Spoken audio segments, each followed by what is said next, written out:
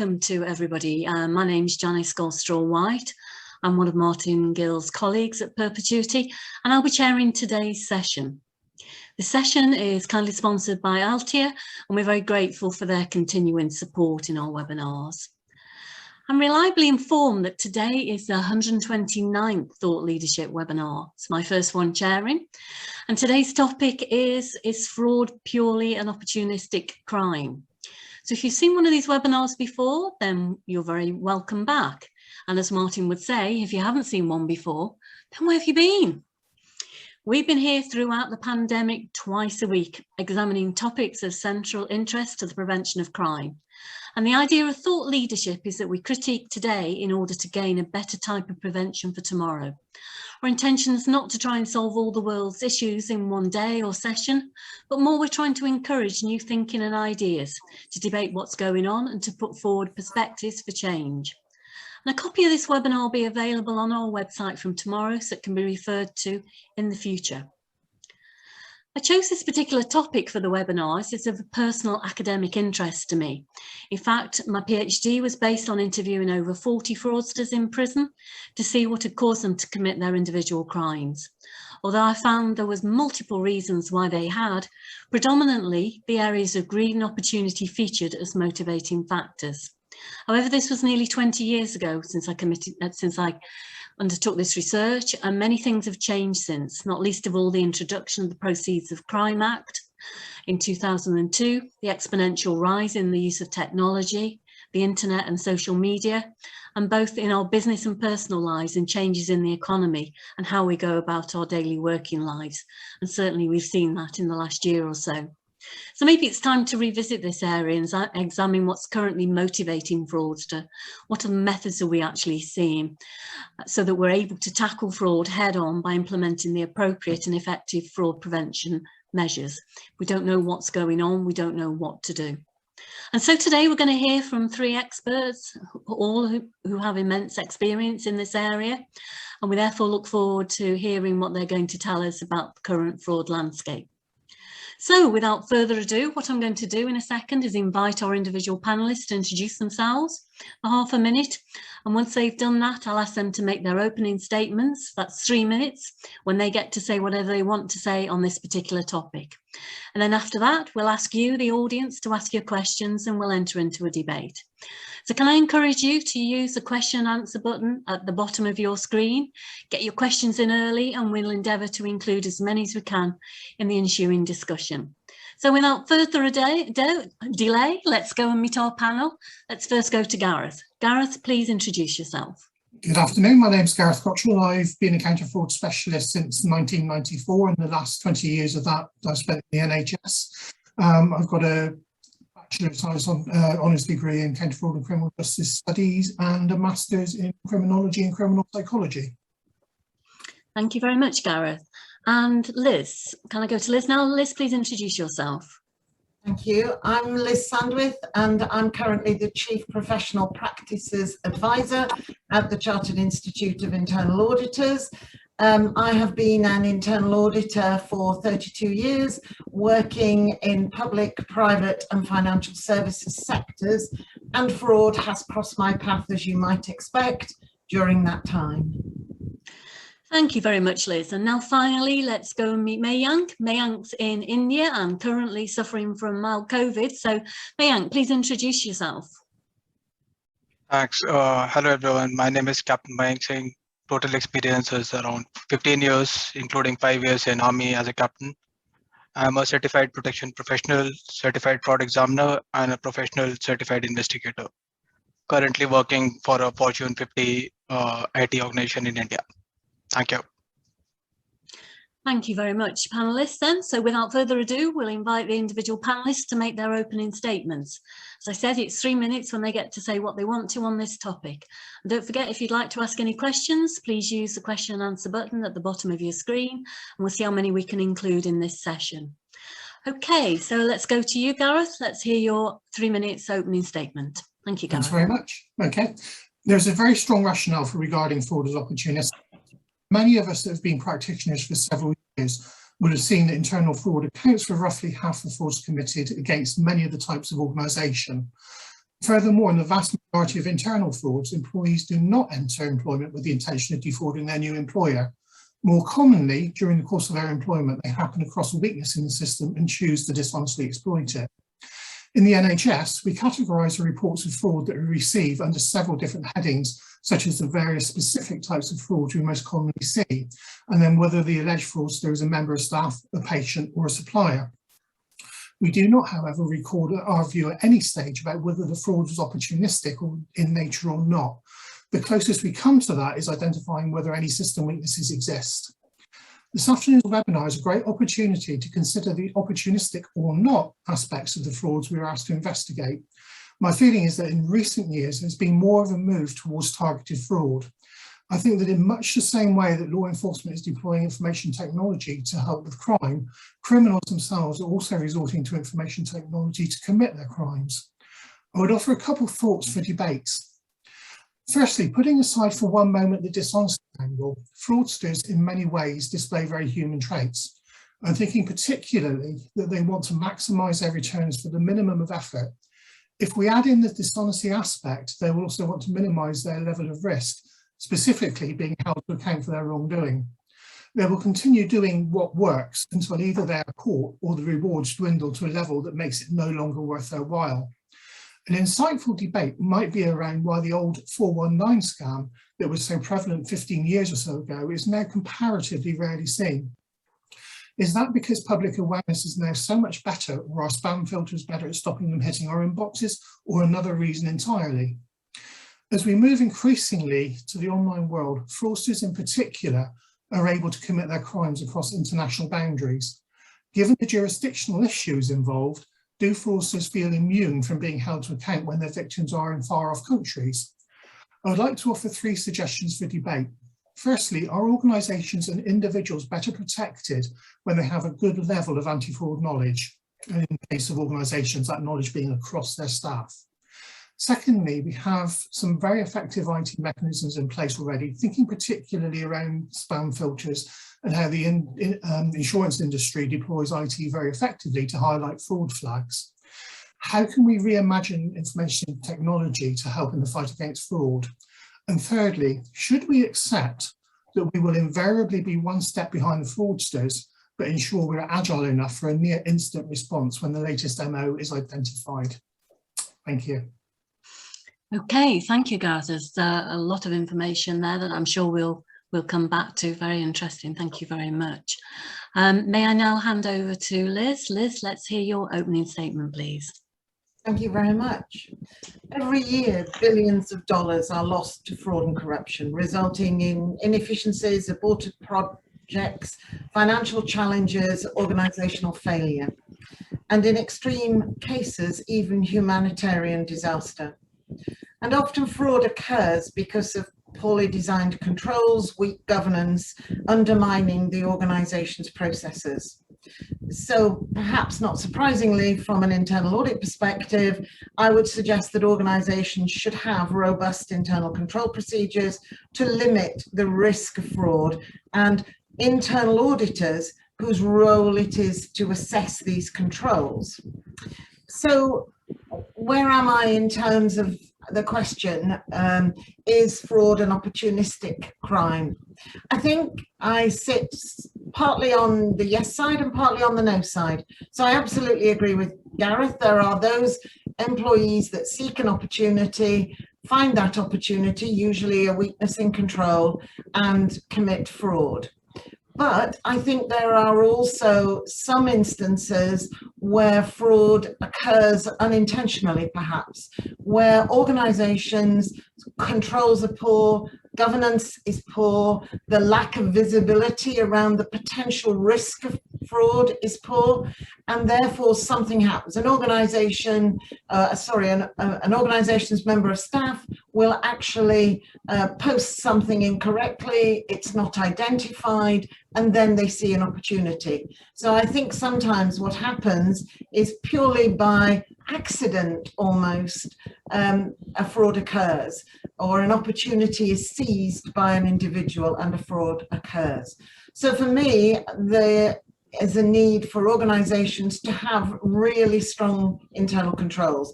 And I'm talking here about detective and preventative controls.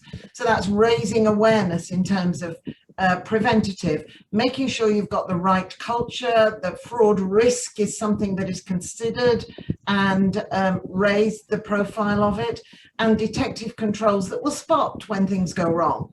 And these days with technology, we have the ability to run exception reports that will highlight instances of fraud occurring.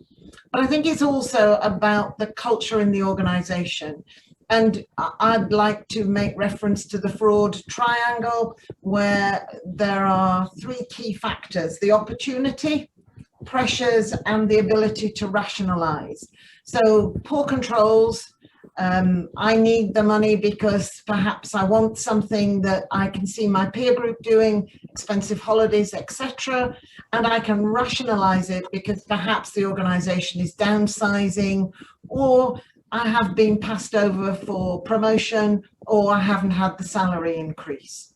So I think it's about strong controls, strong governance, and absolutely visibility around staff who commit fraud. Often staff who've committed fraud, their position is terminated, but it's all done very quietly. Liz has left the organisation without really any explanation why, and I think we need greater visibility so people understand the consequences of the actions they take. Thank you. Thank you very much, Liz. And once again, some different but some interesting factors there I'm sure we'll come back to. But in the meantime, we'll go to Mayank. Mayank, can I ask you to give your opening statement, please? Yeah, thank you.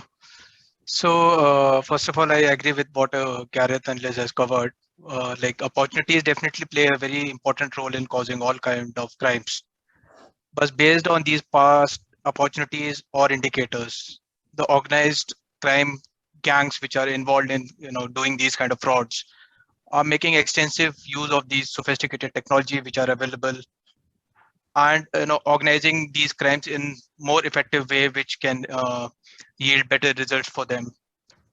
Along with that, I would like to comment that one crime produces opportunity for another. So there are many ways in which this can occur. For example, like one, theft tends to set up condition for buying and selling stolen items outside. Next, maybe like social and technology changes produces new crime opportunities. These days, organizations are giving access to various type of gadgets, culture of bring your own device, having lesser controls, which gives opportunity for insider threats to happen. And lesser controls are resulting in leakage of information, leakage of PII data, which can be used in various kind of organized crimes, or taking out money from the concerned employees, etc. And it is not only about the insider threat, it is also about the customers who are trying to make use of the lesser strong controls which are there in the organization. And as Liz has pointed out towards the fraud triangle, I totally agree that fraud triangle clearly says that there has to be opportunity, and maybe right now that opportunity is not clearly visible, but the organized crime people who are behind the organized crimes, they are more ahead of the organizations as far as the controls are concerned. So they, organization needs to be more proactive in taking the corrective and preventive action timely. Thank you. Thank you very much, Mayank. Well, I can thank all our panelists for their opening statements. Can I just remind the audience, if you want to ask any questions, we've had a few in already, please do use your question and answer button at the bottom of your screen. Right, that's actually pursuing some of these issues a little bit further then. I think one of the things that we've seen in all the speakers' opening statements is the importance of technology. I think I'd like to ask each of the speakers in turn really to see what they think about recent changes in technology in the last few years, and whether this has changed the sort of motivations and maybe the type of fraudsters we're currently seeing in our landscape. I'm going to ask each of the speakers that, and I'm going to go in the same order that we went before. So Gareth, can I I ask you that question first? What do you think the impact of technology's had on methods and individuals that we've been seeing committing frauds? I think it's an absolutely massive impact. I'm just thinking back to back very early 90s, and I never heard of an email. I didn't know what an email was. These days you can't move without them. It does make people available 24/7. And if you compare the amount of business and management that takes place behind a keyboard compared to, say, a quarter of a century ago, it's an absolute ground shift of the way we work. It can be exploited by people who know what they're doing with the computer, how the systems work. And an interesting thing that came to our awareness within the last 2 or 3 months is the development in what we refer to as bank mandate fraud, which, outside the NHS, I don't know what the experience is of that, but I suspect it's fairly widespread. I don't think the NHS is unique by any means. But this is basically where fraudsters impersonate a legitimate supplier and send to, in our case, an NHS trust, saying, I'm from ABC Limited and we've changed our bank, please can you make future payments to this bank account instead? That's the basics of how it works. We've got very much aware of that now, but the development we found literally 2 or 3 months ago is the ability some fraudsters have to infiltrate a network and literally sit in that network over a period of weeks, monitoring the email traffic in and out of the organisation. And the one we had in very local to where I am was an organisation whose £50,000 insurance renewal came out for renewal. And from the best of what we can gather, basically what happens is fraudsters were sat in the network, they infiltrated that email, made adjustments to it, and then let it carry on its way. The organisation concerned made that payment, and just really, really lucky that the bank thought it was dodgy and didn't let the payment go through. I'd love to know how the bank knew that it was something wrong with it. But it just shows how quickly criminals are evolving. And I think particularly maybe here news reports around these sorts of things, particularly things like ransomware, these days being possibly state-sponsored. And I think it's an indication of the direction of travel, because we may still be talking about the teenager sat in their bedroom who's clever behind a keyboard, but equally we're getting into a much more organised world, I think. Okay, thank you, Gareth. Liz, would you like to make any comments on what you think the impact as IT's had on fraud recently? I think it's a really great question. I've seen certainly the impact of technology in terms of acting as a control has improved significantly. So, I talked about 32 years, and I can remember back in the day that, part of internal audit testing used to be for audits that you would walk around the car park and look at the expensive cars and see who they belong to, because they must be committing fraud, or people who talked about expensive holidays, they must be the ones that were committing fraud, and then you drill a bit deeper. That isn't true anymore, because, the prevalence of credit and the use of credit cards, everybody goes to expensive places and has often very expensive cars. So I think we need, and I've seen it, technology working now to produce exception reporting, to act as a detector of fraud. Are things going wrong? What's happening and why? And I've seen organisations, and I've talked to heads of internal audit that talk about using robotics, data analytics to assess whether or not controls are effective and fulfilling the purpose for which they are intended, which is, as I said at the beginning, to detect and prevent fraud. But I think you will always have the really clever fraudsters, And those now, for me, have to be much more around use of technology than perhaps they've been in the past, which might have been, you know, small time frauds, stick an extra, you know, taxi ride on your expense form and you haven't got a receipt, and everybody says fine, never mind, and pushes it through. But now technology is enabling people to be anonymous, so they feel protected by their anonymity before they commit fraud. And I think from an in-house perspective, the remote working has been a real challenge for a lot of organizations, partly because they don't have the ability when you're working remotely to be able to check with a colleague. And I had an example of an email that came through into a finance function purporting to come from the organization's CEO, asking for 30,000 to be paid into a bank account, providing the details. And the only reason they didn't do that was because the email said thank you, and they know their CEO never says thank you. So it's about all of us having to be much more aware of looking for the various triggers that would indicate that this isn't what it purports to be. So I think there's still the human element that is a good control. So understanding fraud culture within your organization, but also using technology to improve controls. Thank you, Liz. Can I just come back on to one thing you said there before I go over to Megha? It's, you talked about the beginning of you know, your earlier days of internal audit, and I can relate to those as well. And you literally were sent around the car park to look at individual cars, etc. And there were certain checks there because those were allegedly supposed to be the red flags. Yeah. When, if you actually sort of look now what people say are the red flags, do we think we've really updated those red flags? Because sorts of things they're telling us to look for in terms of employees, and as we've said, internal fraud's still a massive issue. They're still very, very similar to what they were 20, 25 years ago. And yes, maybe it's time we need to revisit those red flags. What would you agree with that, Liz?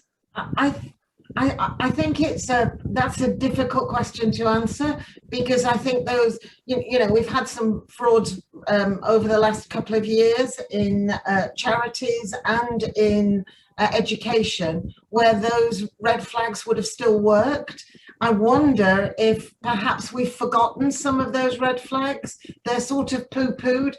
Nobody walks around the car park anymore. Nobody notices that, you know, the guy delivering the mail has got an Omega watch on. We don't notice those things anymore because we think they're inconsequential. And actually, I think some of those still have merit, but I do think we also need to think about updating them, looking and understanding our workforce, understanding the culture within our workforce. I think that's also part of the preventative measures. Yes, I think I agree with you. I think some of the culture of a workforce has changed, but I think we are a little bit guilty sometimes of forgetting the basics. And I know I did some research a year or two ago, and when we got a list of the issues, I remember saying, these are the kind of issues I would have come up with 10 to 20 years. So what's going wrong here? If we are putting so much time into fighting fraud now, what is it we're actually doing? And are we putting this in the wrong areas? Are we getting too excited by some new areas and neglecting some of those old basic areas? Because the list was something I could have written myself 20, 25 years ago. Okay, thank you for that, Liz. If I may come to you, Megha, to see what your impression is of the influence technology's had on frauds in the last few years. Yeah, thanks. So like information technology has played a major role, especially in developing countries like India. So earlier, like there was lesser number of digitization of data, but now the data are getting digitized and free access is being given to the concerned employees in the organization whenever they want to use it. But there are instances where this is getting misused and being passed on, like maybe the PII data is getting passed on to the fraudsters outside the organization, and who are, you know, gradually taking it and committing the frauds. As well as during COVID, we can see that, you know, suddenly the organizations were forced to adopt the work from home culture, and technologically they were not exactly ready to have the certain amount of controls which are required to to have proper control of the data, as well as monitoring what is happening at the employee's end, the endpoint security, etc., as well as the SMS phishing, the email phishing, etc., which is happening these days is very, very alarming, especially for elderlies who are getting, targeted by these kind of frauds because they are not that tech savvy, and they easily fall prey to these kind of frauds which are happening. Maybe like, your credit card is going to expire next 2 days. Please press particular link, and your credit card will get renewed, or something of that sort. Or maybe getting fake call centers are also very prevalent, especially in South Asia, where the moment you place order on one XYZ e-commerce website, and the very next moment you receive a call asking for some other personal details, then only your package will be delivered. So these kind of frauds are, effect of the, bad effects of the technology, which needs to be handled in a more proactive way. Organization needs to adopt more proactive control measures so that they can be a little bit ahead of the fraudsters who are committing these type of frauds. Thank you. Okay, thank you very much, Mayank. Well, we've got a few questions coming in now, so I'll throw a few of these through to the audience, to the panelists. Liz, you talked a little bit about the fraud triangle. There's a number of people saying that they support what you say about that, but they say there has to be, without intent, there won't be any fraud committed. And I suppose myself, I just wanted to ask, are any of the panelists familiar with the fraud diamond, which talks more about the capability of individuals, a fourth factor in the fraud triangle, capability, which I suppose could also be tied in with the intent. So I wonder if you got any comments on that, Liz? Good question. I think that you can link the intent with the opportunity and capability. I think that if you wanted to stick with the triangle, I think you could put that under that umbrella, because if any of us think about it, if most of us, hopefully, if you saw a £20 note on the floor in your office, you'd probably pick it up and take it to HR or security and say you'd found it. Now, if I was intending to do something, I would put that in my pocket and hope nobody noticed it and missed it, and didn't miss it and nobody raised an issue around it. So I think opportunity and intent are linked, because you need to have the opportunity to deliver the intent. And I think the triangle addresses that in terms of, pressures. Am I, suffering hardship? Am I going to lose my home? It's been a nightmare 18 months, and I'm sure there are a lot of pressures on a lot of people that we probably don't know, which is where I come back to culture, because I've seen in some organizations, they have a much more open and culture whereby if you are struggling financially, what you can talk to the HR function or your line manager, and they might move you out of an area of high risk. So if you're in finance, perhaps they'd move you into health and safety, maybe, to avoid that opportunity, to help prevent fraud occurring, because they're removing from you the temptation. And so I think that there are some things that organizations can do to help mitigate some of this. Okay, thanks, Liz. A follow-up on that question we've had from somebody said, do any of the panelists know of any frauds that have occurred without an opportunity? A good question, I think. Anybody think of anything that they've come across? Personally, no, because if the opportunity is there, or sorry, if the opportunity isn't there, then the fraud can't happen. It's got to be it is literally, there has to be an opportunity to allow a fraud to happen. The interesting thing in the question around intent, to my mind, it's seeing fraud either through a criminal lens or fraud through a criminological lens. And I think we've got to remember that Donald Cressy was a criminologist, not necessarily a law enforcement officer. The interesting thing with the notion of intent is the question whether or not the rationalisation actually takes the intent away, because the whole concept of rationalisation is the fraudster is squaring in their own mind that it's okay to do whatever it is they're doing. Yes, I would agree with you on that, but I think it's very difficult actually through the research that's occurred on rationalisation of fraudsters, because it's all post the event. So one of my arguments would be, do we know that if for example, I interviewed many fraudsters, as I said earlier, in prison to see why they committed their crimes, and I asked them about their rationalizations, but I don't know, and I will never know, did those rationalizations present themselves which enabled them to commit their crime, or were these rationalizations stroke excuses that they've been able to come up with since committing their crimes? And I think that's a difficult thing on rationalizations, of whether they're sort of pre or post the actual commission of the crime. And I don't think we'll always know. And to be honest, I think some of the criminals themselves don't always know, because they start to believe something, and what they believe starts to become the truth. And when you ask them about what they were thinking beforehand, it actually ends up being something they thought about, which helps them accept what they've done later psychologically. It is a really interesting question. Yes. I remember somebody that prosecuted many years ago now, who I couldn't help but think had rationalised to herself that what she was doing was okay. Yeah. And I don't think she actually comprehended what she was really doing until actually she turned up in court on the day she changed her not guilty plea to guilty. Wow. And I think there was a rationalisation going on there.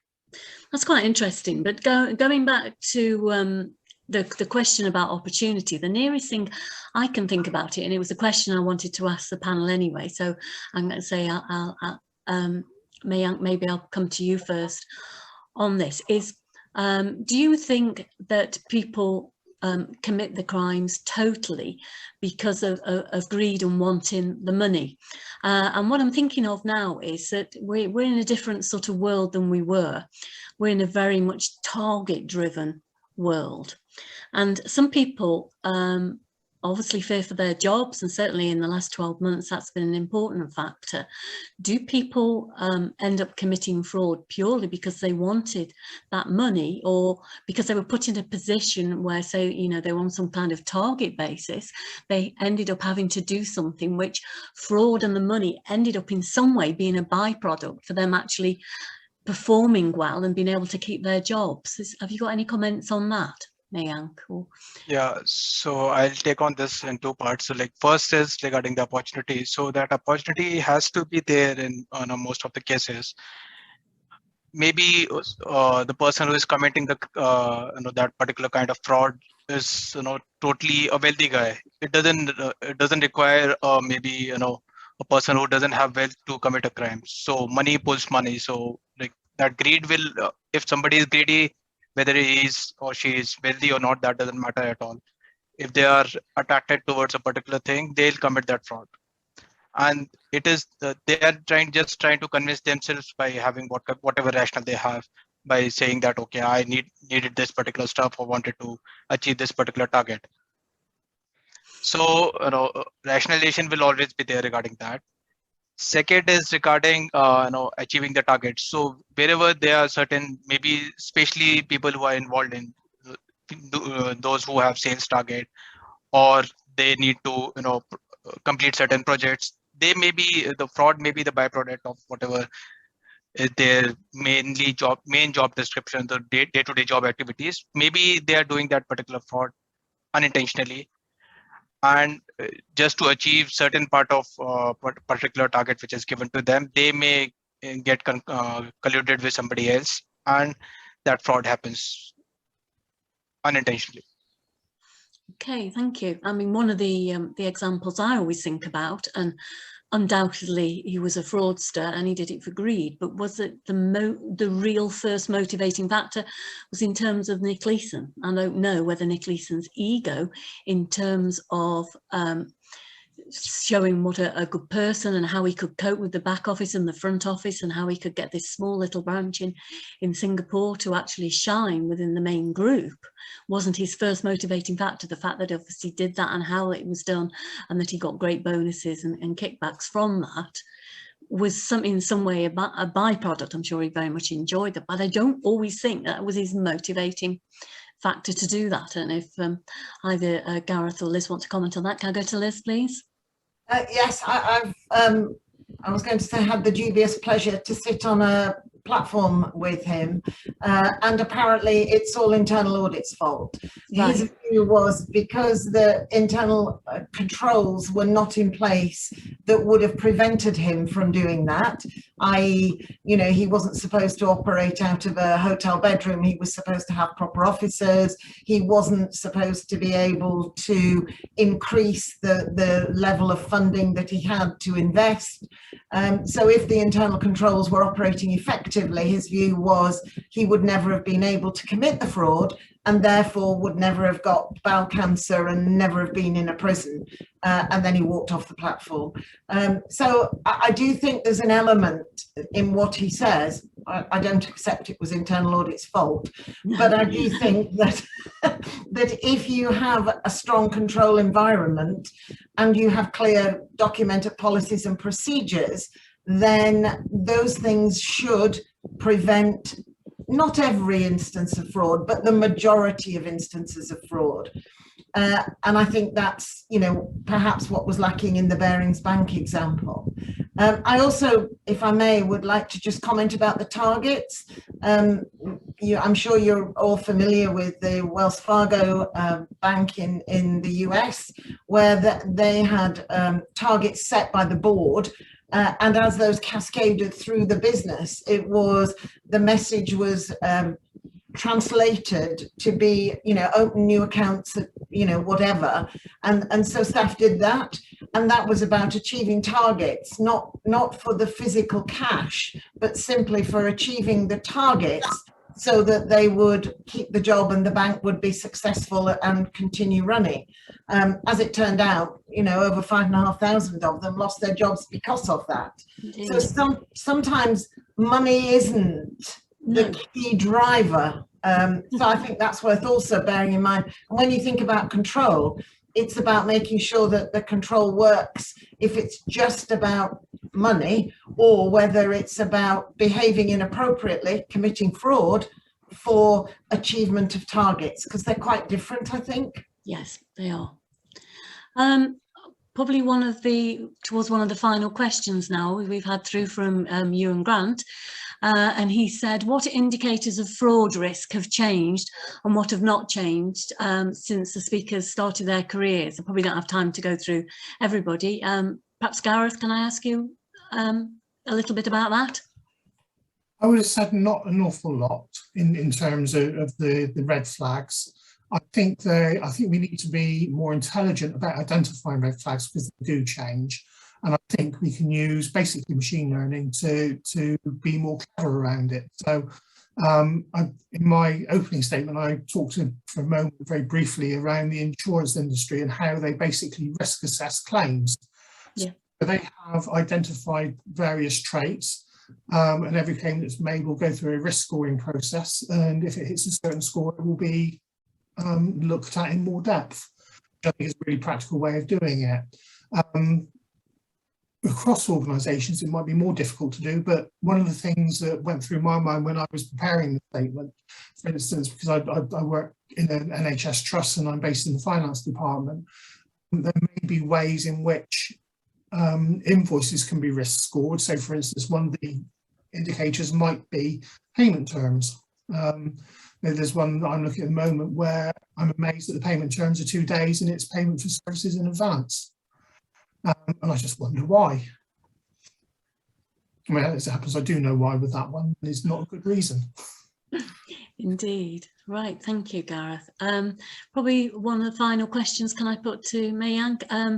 This is from Dinesh. Rising cases of COVID-related fraud have impacted the overall governance and transparency in many organisations. What kind of measures do you think should be taken by those organisations to actually protect themselves further? Anything you've seen during the course of your fraud career there recently? Yeah. So like COVID has been there for last almost 1.5 years, and none of us was ready for this kind of pandemic happening all across the world. So organizations were not ready, especially for the work from home culture, the technological advance which is required, remote monitoring wherever it is required. But then also there were people who were required to go to office, the critical staff.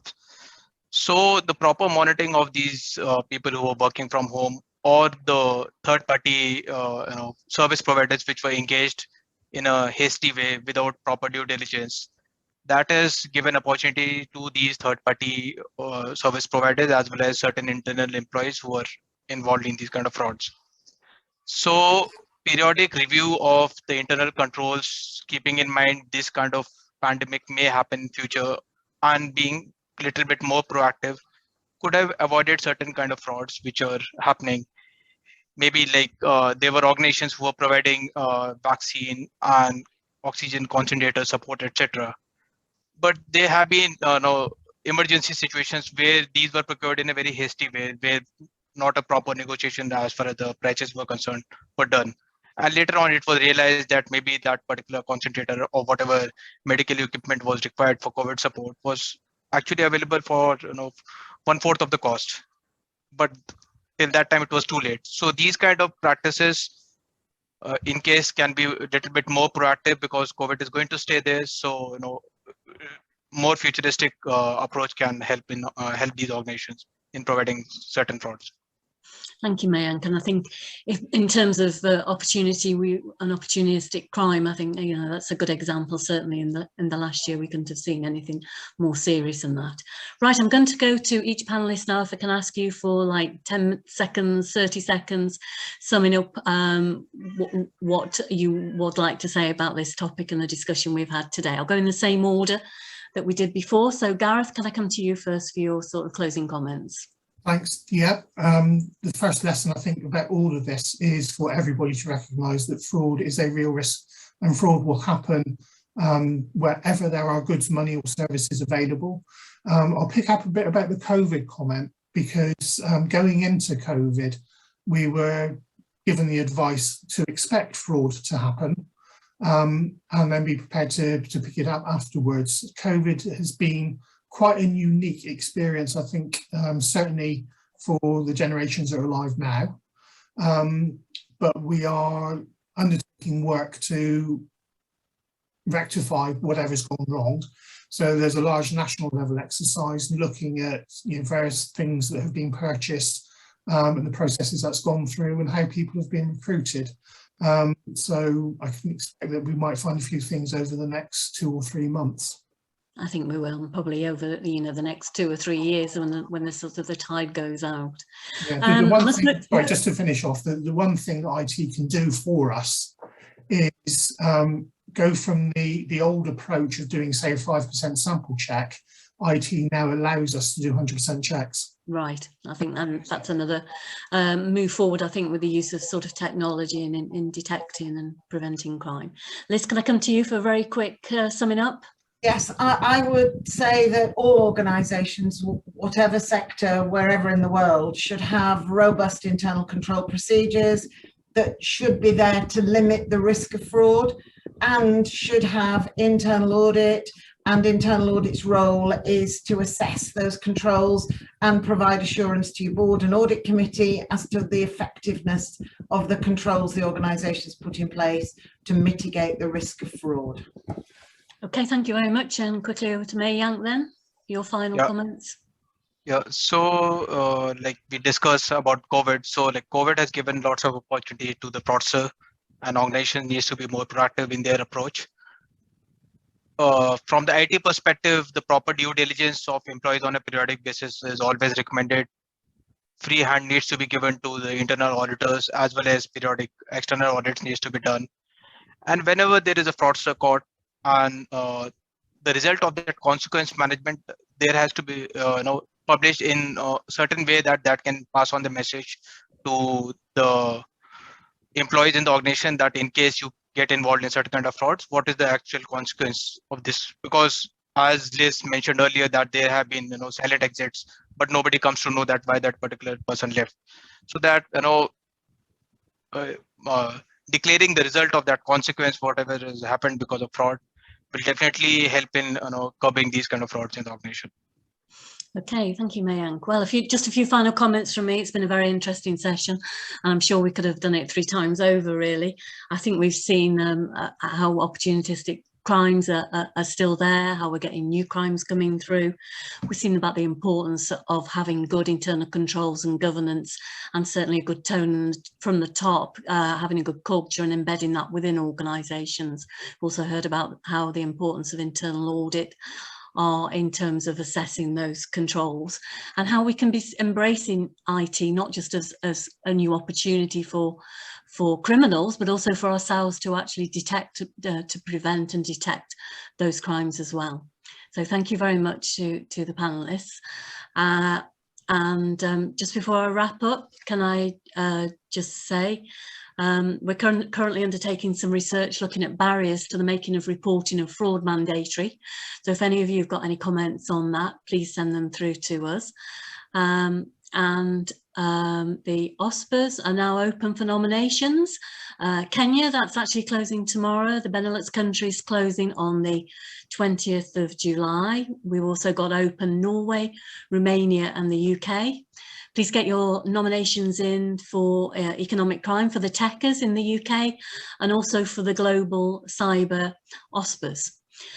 And as I said, we've been doing this twice a year, but twice a week, and we'll be doing this all over again, I think, next Thursday, when the topic will be ransomware, who is being targeted, and should you pay the ransom? We'll be looking at the current trends and ransomware demands. And as you know, the consequences of becoming a victim of this kind of attack can be severe. What are the best prevention methods to mitigate against this? And although law enforcement advises against this, should you actually pay? And if so, when do you pay? And how do you go about paying? And can attackers, if you pay, be relied upon to keep their side of the bargain and restore your website and data? Thank you once again to the panel and all the individual panelists for your contribution. Thank you to you, the audience, for your insightful questions. Can I thank Hannah and Christine behind the scenes who have assisted me to run this session today. And don't forget, there'll be a copy of this webinar on the website tomorrow alongside the blog that I'll write now. And I hope to see you again. And until then, wherever you are in the world, please stay safe.